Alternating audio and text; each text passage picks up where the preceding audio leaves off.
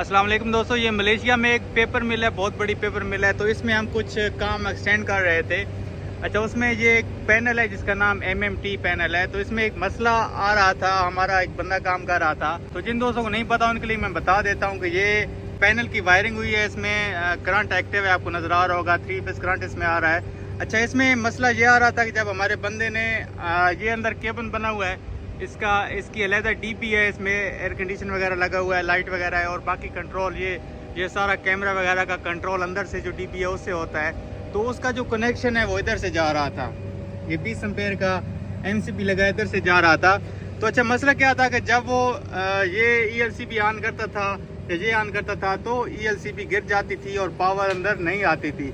जब अंदर power check करते थे तो जस्ट 100 कुछ आ रही थी, 120-130 पावर आ रही थी। अच्छा, मसला क्या हो रहा था, चाहे पीछे से एक ही न्यूट्रल आ रही है, ठीक है, पीछे से जो मेन रूम है उधर से एक ही न्यूट्रल आ रही है, लेकिन आगे न्यूट्रल सेपरेट होती है।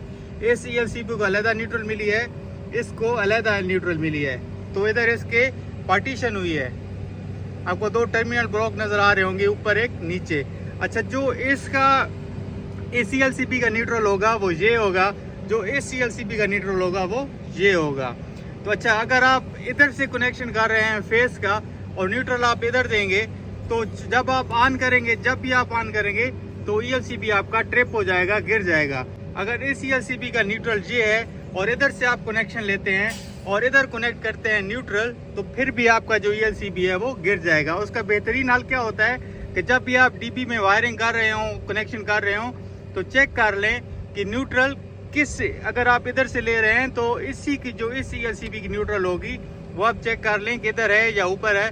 तो इधर है तो इधर देनी है, ऊपर नहीं देनी। अगर ऊपर लगाएंगे तो आपका जो ELCB है वो ट्रिप हो जाएगा, अंदर पावर भी नहीं जाएगी।